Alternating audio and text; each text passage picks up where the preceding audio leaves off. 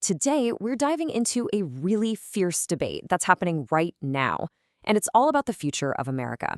It revolves around this one incredibly powerful idea that the country is on the verge of collapse. And the question we're going to explore is whether that story is a real warning or a very clever trap. So, this is the big question, right? The one that's at the heart of everything. Is this whole narrative about American decline just the truth, an undeniable fact? Or is it something else? Is it a weapon, a piece of psychological warfare designed to make people lose hope and just give up? And in the middle of this whole thing, you've got two main figures. On one side, there's a guy who goes by Professor Zhang. He argues that the American empire is in its final days, that its collapse is absolutely unavoidable. And on the other side, you have a figure known only as the analyst, who says that Zhang is actually a key part of a state-sponsored propaganda machine. So before we can even get into the collapse theory itself, the whole debate kicks off with a fight over the messenger. The first big point of conflict is all about credibility. Who exactly is this Professor Zhang? And right here, you see the two sides just lock horns. Zhang's position is, hey, my analysis should speak for itself. He calls this focus on titles and degrees a Western fixation. But the analyst fires right back, saying that the title professor is no accident. It's a deliberate choice designed to make his message sound way more authoritative than it actually is. The analyst doesn't just leave it there. He brings receipts. He claims Zhang isn't a university professor at all. He's a high school teacher with no graduate degree. He also points to a pretty weird backstory. Apparently, Zhang was deported from China at one point. But now he's back in Beijing, posting all the time on platforms that are banned for regular Chinese citizens. You know, when the analyst puts all those pieces together, he says it doesn't look like an independent thinker. It looks like someone who's got the government's okay.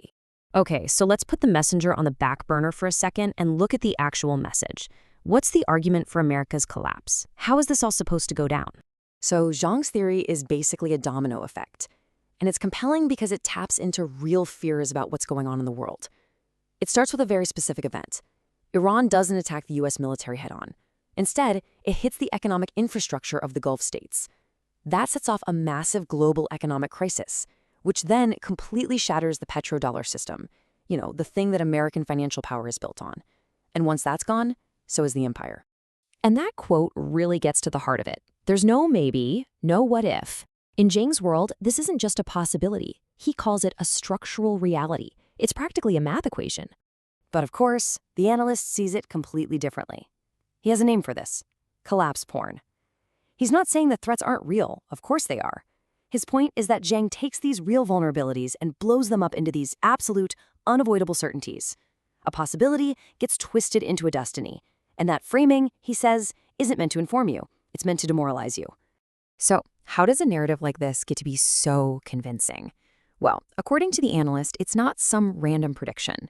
It's a formula, a recipe that's been put together very carefully. The analyst breaks this recipe down into 5 ingredients. First, you gotta start with some real analysis, something legit to get people who are already worried to bite.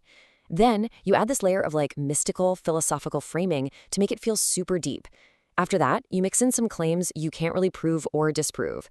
Then, you sprinkle in some language that sounds familiar to people who already believe in conspiracies. And finally, you wrap the whole thing up in academic-sounding jargon to make it all seem credible. Okay, so that's the recipe. How accurate is the final product? Well, the analyst actually went back and looked at Zhang's past predictions, and the success rate he found was this, just 26%. And when you put those two numbers side by side, wow. Zhang's own camp allegedly claims an 86% accuracy rate. But the analyst comes back with a number that's not even a third of that. For the analyst, this is just more proof that everything, the credentials, the predictions, it's all inflated to look more impressive than it is. So you might be thinking, who cares? Beyond the arguments about who's right and who's wrong, why does any of this actually matter? Well, it comes down to who this message is for and what it's supposed to do to them. This question right here is really the core of the analyst's whole case. I mean, think about it. If you're in Beijing and you're posting in English on a website that your own people are banned from using, who are you talking to? The analyst says the only logical answer is that the message isn't for China. It's for us. It's for a Western audience. And this is what the analyst says the narrative is trying to deliver. It's a package of really demoralizing messages designed to make people feel completely helpless.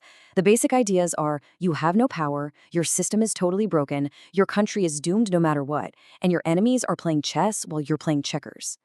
But Jiang has a pretty powerful comeback for that argument. He basically says, hey, don't shoot the messenger. If hearing the truth is depressing, that's not his fault. He argues it's a symptom of a sick system. He's not the one attacking you. He's like a doctor giving you a really tough diagnosis you need to hear.